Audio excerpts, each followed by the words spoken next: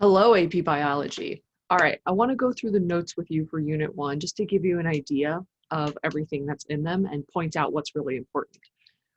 For an actual, real lecture, there are some videos, and I'll point some of those out at the end that I think might help with that. There's so many good things out there. There's not really much need for me to do the exact same thing, but I think running through the notes would be beneficial. So let's start with that. Let me share my screen.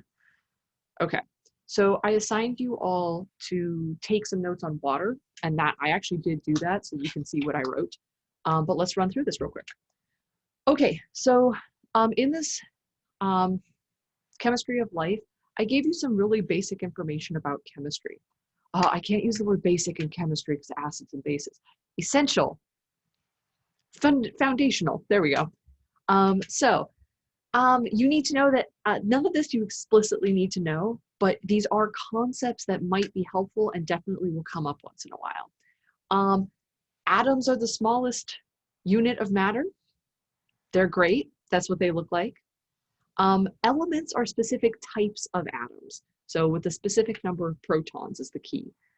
In chemistry, the ones that not chemistry, biology, we really care about carbon, oxygen, hydrogen, nitrogen, and phosphorus. Those are the big ones. There are many other elements that are involved in biological processes, but those are the overwhelming majority. So those will definitely come up. Carbon especially, super, super, super important. It's in everything. Oxygen also is pretty much everywhere, as well as hydrogen. Nitrogen is in DNA and RNA, so it's in nucleic acids. It's extremely important for proteins. You don't really find it much in carbohydrates or lipids. Actually, you don't find it at all. Phosphorus is in phospholipids, which is in the phospholipid bilayer, so cell membranes. You also find phosphorus in DNA. There's a phosphate group in nucleic acids in general. You don't find phosphorus in amino acids, and you don't find it in carbohydrates. I mention all this because this is actually the kind of question that you do get on the AP test. They will ask you, hey, if you don't have any nitrogen, how is that going to affect a cell? The answer is it's going to be very bad because you won't be able to produce you won't be able to have DNA or RNA or proteins, which is bad, not good. Hard to have cells that way. Okay, so that's elements. We're going to end up with the concept of ions. This won't come up too much now, but ions are when atoms have a different number, more or fewer electrons than when they're in their neutral state. So they're going to be positively or negatively charged. The main ions that we'll encounter are sodium and potassium. Those come up in a whole bunch of different ion pumps and ion gradients. That'll come up later in energetics. Iron is in hemoglobin, and it's in the F2 plus form. There's also an F3 plus, but that's more chemistry and AP chemistry. We'll come back to that some other time. Okay, so there's that. Carbon is super important. If you ever have to know why, it's because it bonds to up to 4 different other elements. It has 4 spots, which is unique. It is also extremely abundant in the universe. There is another element that also can bond to 4 different molecules or 4 different atoms, which has this kind of capability for creating lots of different huge varieties of molecules. That's why carbon's so important. There is also silicon. So some people have speculated that life could be silicon-based. In fact, there actually is a species of bacteria that was discovered in like a hot spring. I don't remember where. And it has DNA that has silicon instead of carbon, which is pretty crazy. But it's extremely uncommon. The reason being that silicon is much, much less common in the universe. It also is a lot bigger. So like just physically having molecules made of it is just a little bit trickier. It doesn't really work quite as well. Presumably for this bacteria, it works really well because there must be a relatively high silicon content in this hot spring. and maybe it confers some more stability. Just an interesting thought. But generally speaking, carbon is the one. If we find life on another planet, it will probably be made of carbon. And it will also probably be in water, but we'll come back to that in a sec. Okay. So that's my gist on carbon. Carbon forms lots of different kinds of molecules. I've got some definitions of molecules here. You will need to know the basics of the essentials of the differences between ionic and covalent. Ionic is when you have two ions that form like a bond. So sodium chloride or salt would be a great example of that. Covalent molecules are things like water, all of the macromolecules that we're going to deal with. Anytime you see a drawing that has like a line between two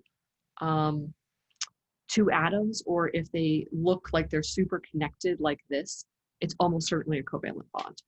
So in water, this is an example of water, the oxygen and the hydrogen have a covalent bond. It is not ionic.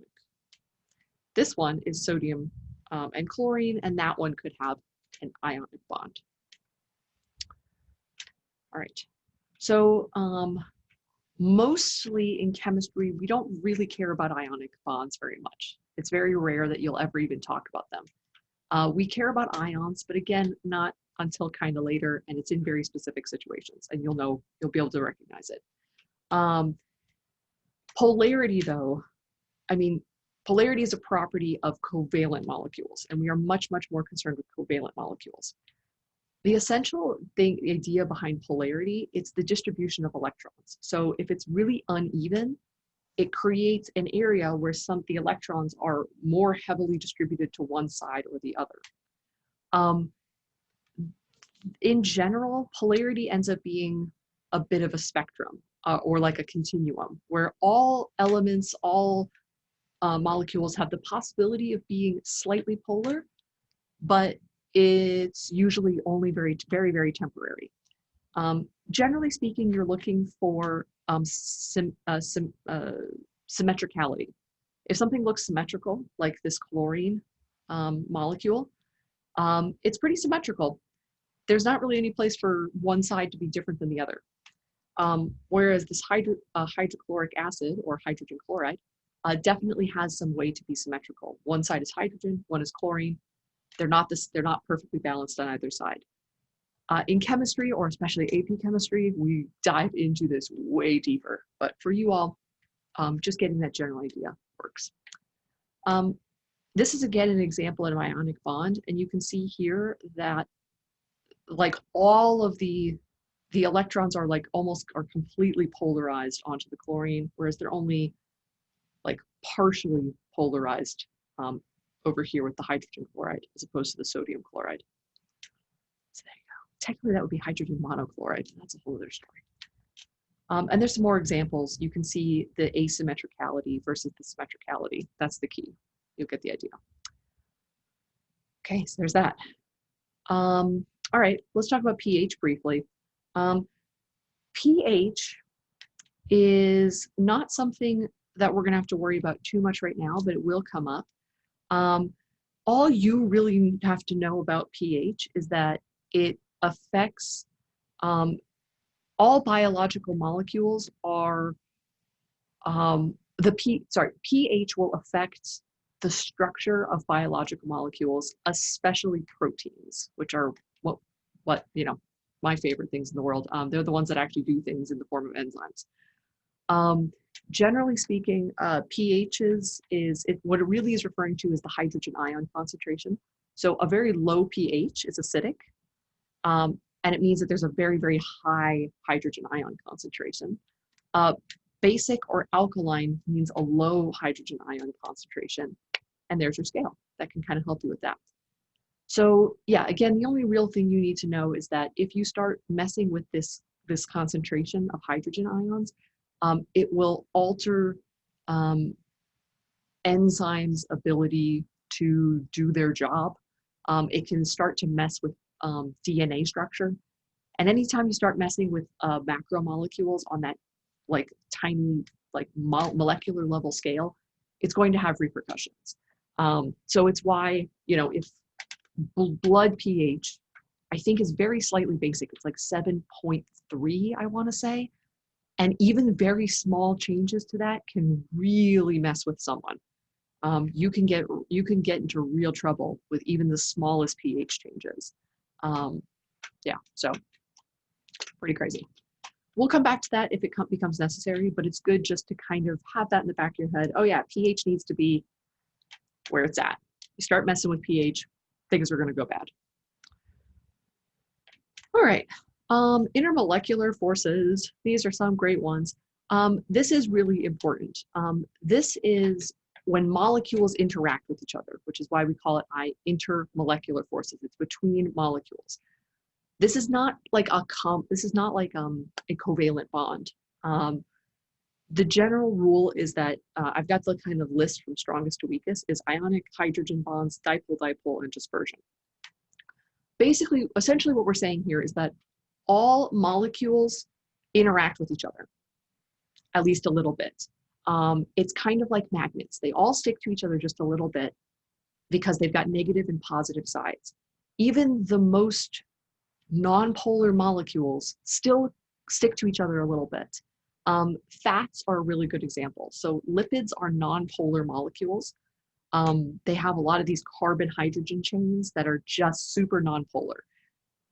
They don't really, they don't interact with a lot of things, but they still have some forces that stick them together. Otherwise, all fats would be gases. That's kind of what holds them together. Something that's a solid at room temperature has a lot of forces holding it together. Something that's a liquid at room temperature has less forces holding it together. And something that's a gas doesn't have a lot of forces at all. So like oxygen molecules in the air don't really attract each other that much.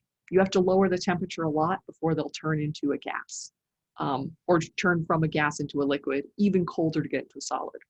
So let's see. So this is kind of so we can talk about these four. So ionic, hydrogen, dipole, dispersion. So ionic is basically essentially where the ions will dissolve and split apart. They hold on to each other because they're very positive and negative. But if they dissolve in water, it means that water has a stronger attractive force to them and can separate them. So there's a little picture of that. Dipole is between polar molecules. So this would be something that's not water, or there's some other, basically if it's not water, it can still have dipole-dipole molecule, dipole-dipole interactions. It's when the positive and negative parts are attracted to each other. So for example, this is hydrogen chloride and hydrogen chloride, or hydrochloric acid and hydrochloric acid. And the negative part of the chlorine is attracted to the positive part of the hydrogen. We usually use that dotted line to represent it. So this line, like it says here, represents the covalent bond. That's not an attraction, that's a bond. Those two things are stuck together. They act as one unit. But this dotted line is like this kind of magnetic attraction where they can be separated and still be themselves, but they have some attraction to each other. Again, this is a huge concept in chemistry. We spend a lot of time on this. Unit 2 for AP Chem. All right, dispersion is this idea again that they all are attracted to each other at least a little bit. So we're gonna talk about types of bonds, and you could put these in. These, I try not to call them bonds. I think in the AP biology curriculum, you can call them bonds. You cannot in chemistry, so it just kind of, it's like that crossover sometimes drives me crazy, but there you go. Okay, hydrogen bonds are the big ones. So hydrogen bonds are a very specific type of dipole-dipole. So there's dipole-dipole. Hydrogen is very specific. It's when the hydrogen of one molecule that is also bound to usually an oxygen, there's a few other options, is attracted to a negative part of another molecule, basically. So we call them hydrogen bonds because it usually involves hydrogen. So like hydrogen is in the middle, and it's often like with water, there's an oxygen on one side that it's bonded to, and it's interacting with the oxygen of another molecule. There are a few other chemical combinations that can be involved in hydrogen bonds, but this is the classic one. What's really important about it, it's just exceptionally strong. This attraction is super, super, super strong. It is the reason that water, everything about water is because of this when it comes down to it. Water is non-polar or is polar and has hydrogen bonds. It has hydrogen bonds because it's polar. It has hydrogen bonds also because it's made of oxygen and hydrogen specifically. Other polar molecules don't have hydrogen bonds by necessity, but water does. So it's beautiful. It is also capable of doing 2 hydrogen bonds per molecule. So this hydrogen has a hydrogen bond over here. This hydrogen has another hydrogen bond over there. So they're just super, super sticky. They want to stick to each other. It's got all these beautiful, beautiful properties that come from that. So if you can remember anything about water, hydrogen bonds, you're good to go. Speaking of water, let's talk about it some more. Again, it has a negative part on the oxygen. That's what these weird little symbols are there that you might have noticed. It's a lowercase delta. It's a Greek letter. Excuse me, and it means partially. So what it means is that this is a partially positive and a partially negative end. It's not a complete ion where we use a plus and a minus. There you go. So yeah, there's 2 sides. I wrote up some notes. I know that you all did as well, and this you might have more than I do. I think we'll double check this in class and see if anyone has anything to add. I put down a couple of key things. I put down the cohesion, adhesion, and surface tension. Basically, water sticks to itself, so it can pull other water molecules along with it. So if you've ever put like a straw in water, you'll notice that inside the straw, the water is a little bit above that level. That is explained by adhesion and cohesion. The water is adhering to the sides of the straw, climbing up the edges, attracted to them, and then it's also pulling up other water molecules along with it. This is super important because this is how plants work. Plants draw up water by evaporating water out of their leaves, and it kind of creates like, it's a cohesion effect, or adhesion. It's called I think it's water potential. We'll get into it at some point. There's some unit that we actually talk about water potential. It creates an area of lower pressure, kind of like a vacuum, and it starts to suck more water up. And as the water molecules on the top rise, they pull up all their neighbors going down the chain, and it pulls water up from the soil all the way up through, up to the top of the plant. So it actually starts from the top and draws the water up all the way down from the roots. So even a tallest tree can pull the power of water, and hydrogen bonds allows water to move all the way up the tree. It's pretty dope. Chemistry is really cool. So that's kind of adhesion, cohesion. Surface tension is why you can take water and you can put like a ton of drops of it on the surface of a penny, and it forms those bubbles. It's also what allows lots of insects to walk across the top. So that's kind of nice. It's because we did that multiple choice question. It's because it creates this surface that's kind of held together by these bonds, and it takes a lot of force to break or separate that surface. Pretty cool. Okay, moderation of temperature. Basically, essentially what we're saying here, water does not change temperature easily. It takes a ton of energy to make water change temperature. So bodies of water are great places for animals to live and various life forms to live. We are all water-based because, yeah, as the temperature outside increases, the water temperature increases much more slowly than the air. Biological organisms of all sorts are adapted to function within very specific temperature ranges. This is on a molecular level. If we get too hot, enzymes and proteins will start to denature and fall apart, and they won't work properly. DNA can start to separate, which is very bad and not a good thing at all. If it gets too cold, enzymes won't work properly. It takes a certain amount of temperature to do that, and their structures might change, which is very bad. Big lesson in biology overall. The biggest thing, structure dictates function. If you can just remember that, structure dictates function. So far, what do we have to remember? Hydrogen bonds in water. Structure dictates function. If you change the structure, you change the function. Could be good, could be bad, usually bad. Okay, yeah. So basically, specific heat refers to when you are within the liquid phase or the solid phase or the gas phase, how much energy does it take to change the temperature? For water, it takes a lot. So it can regulate temperatures really well. So the fact that we are full of water means that if it gets really cold out, it takes a while for our body temperatures to actually go down. And we don't have to spend tons of energy to reheat up that water in our bodies. If the temperature goes up, we also have a chance to cool off. And it will take a little bit of time for that, actually, those temperature changes happen. Speaking of heating up, heat vaporization is super great. It's how much energy it takes to evaporate water. This is how sweat works.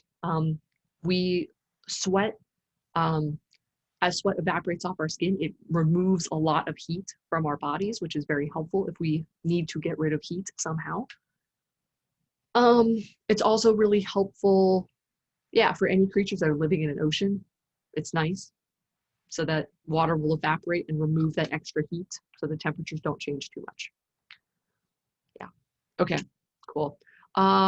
Oceans are really great. It's so cool that ice floats in water. That is not normal. For most materials, solids will sink to the bottom because they are much more dense. Like, for example, metals. Solid metal is way more dense than liquid metal. They expand as they melt.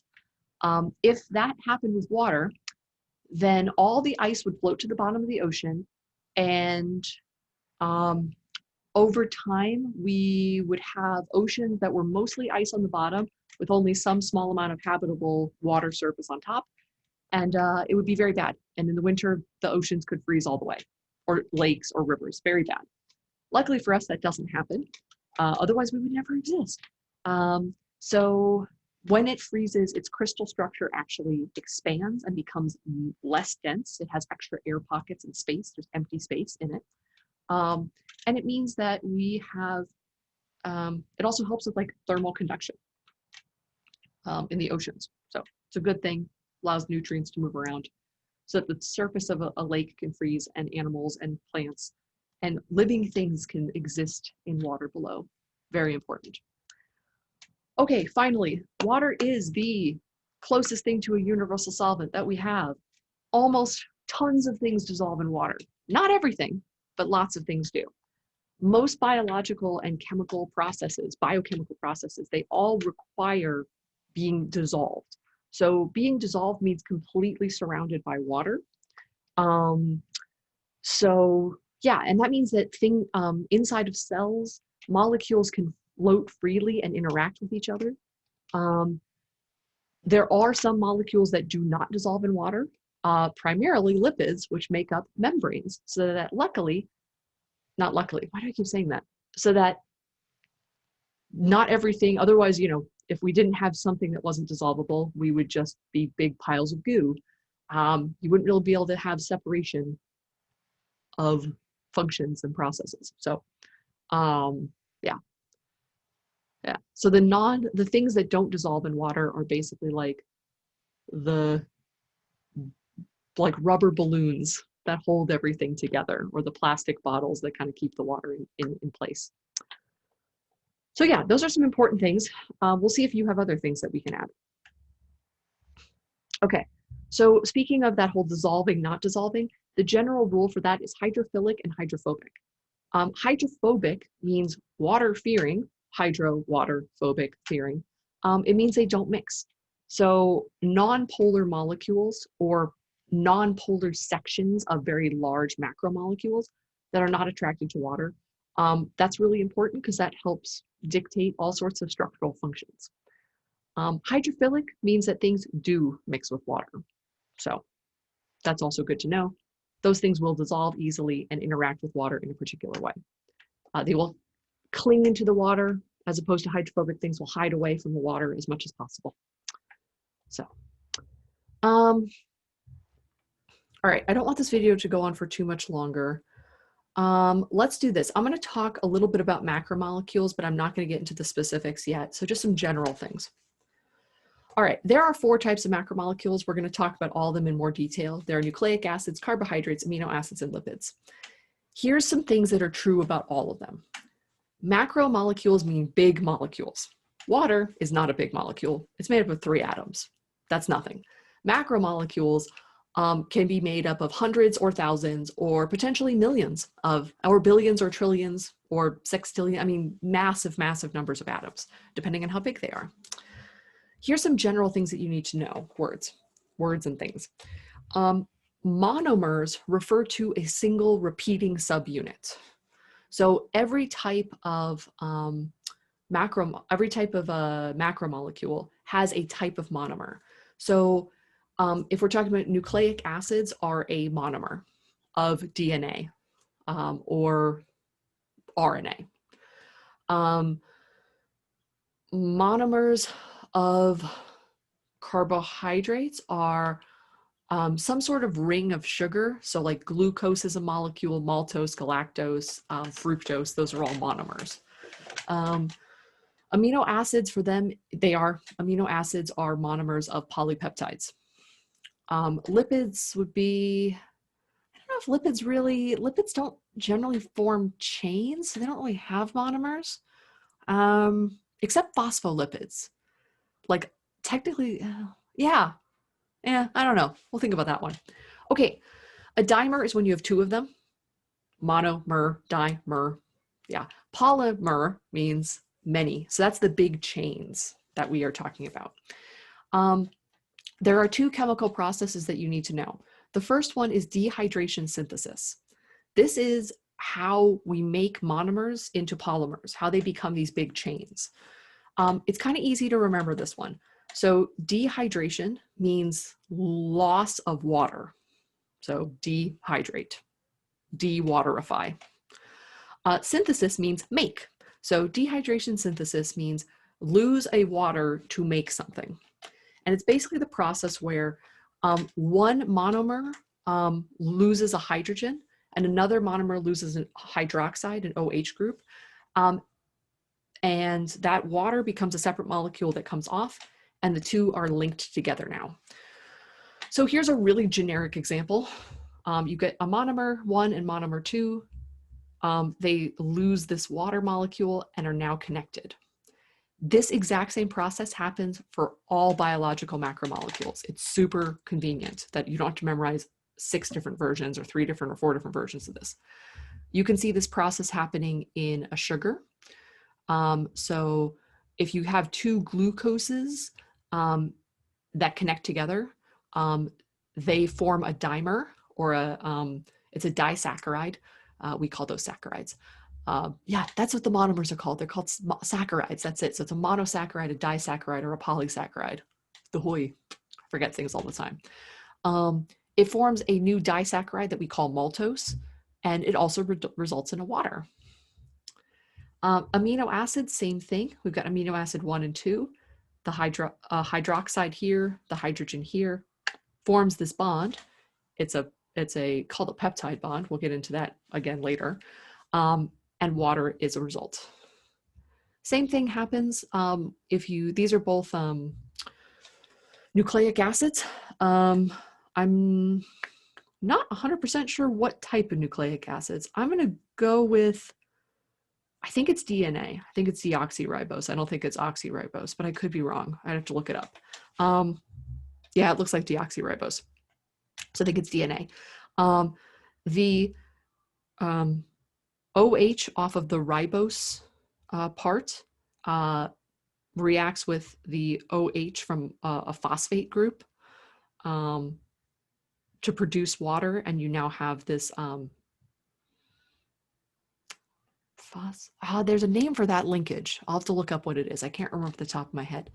But anyway, this forms the phosphate backbone of DNA. Right there. Pretty cool. Okay, the opposite is hydrolysis. So let's see, what the heck does hydrolysis mean? Well, hydro means water. Lysis is a word, you know what? I forgot exactly what it means. I think it's a Greek origin. Let me just look it up here real quick. When I see the word lysis, I think cut. but that's because I'm a biochemist.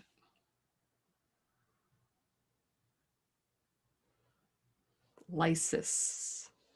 Let's see what the, it comes from the Greek and then transferred into Latin for loosening. So that kind of makes sense, right? Loosening, lysis.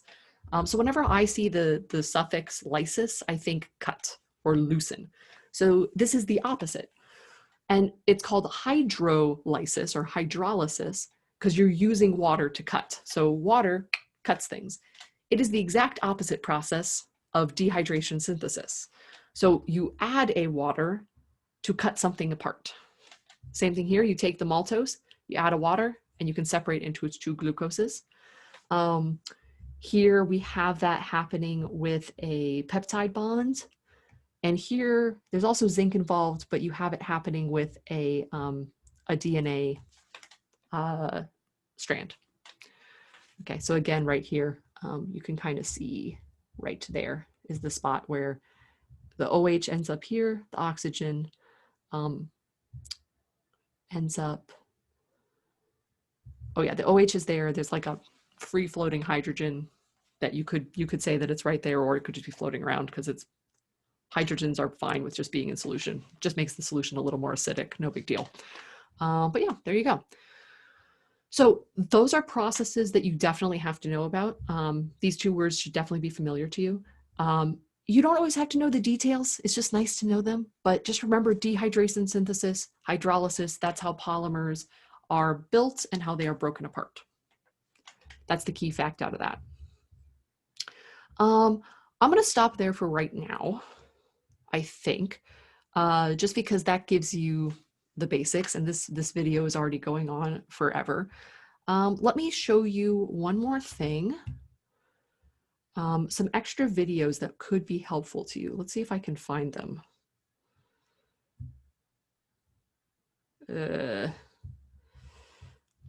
Oh, here we go. That's my email. You don't need to see that. That's not very exciting. Sorry, one second. Okay, let me get to my channel. So if you go to YouTube, some of the videos I found were like blocked, which was really weird, but so I had to remove them, but maybe you can find some better ones. In my playlists for AP Biology Unit 1. Okay, this video is from AP Biology, the AP College Board from last year. It's very good. It's like 43 minutes long. The first 10 minutes, they're just talking about the AP test from last year, so you can skip that. I think it starts at like maybe about 8 minutes comes the actual lecture. So if you want to check out that, it's a great review. It covers everything we just talked about, but it also talks about carbs and lipids. So you can save that for later. If you want to know, I put up a whole bunch of other videos here. I'll show you. Acids and bases, if you want to learn more about that. This guy is Paul Anderson. He does Bozeman Science, and I think for biology, his videos are excellent. So I've posted a whole bunch of his videos. He has a video about water. He also has a video about molecules in general of life. If you're interested more about polymers, so the chains and hydrolysis and dehydration synthesis, these two videos would be great for that. He then also has this video again about biological molecules in general. So those would be all great things to check out. Your book, also a great resource for all of these things. I definitely recommend checking out some of these things, if not now, at some point, just because you might learn maybe details that aren't absolutely essential, but details that might be interesting or might be relevant at some point or might help you remember something. Definitely check those out. In terms of classwork, what might be kind of relevant, let me do a new share. I can show you some stuff that you might find useful and relevant to this subject. There's all these toolbars in my way at all times. It's great. I'm going to try to do this video, another one of these for you tomorrow, so that it'll be more convenient. Assignments that are relevant to this topic. I would say this basics of overview chemistry worksheet could be kind of interesting to you. Definitely this water worksheet could be interesting. The POGL on biochemistry basics also might be of interest to you. So those are all things that you can look at that are more directly related to what we just talked about in this video, or what I was just kind of blathering on about. So awesome. Hopefully that was somewhat helpful. I will get this posted and more videos to come. Good luck, everyone. As always, please let me know if you have any suggestions or comments, or if there's any way that I can help you. Toodles.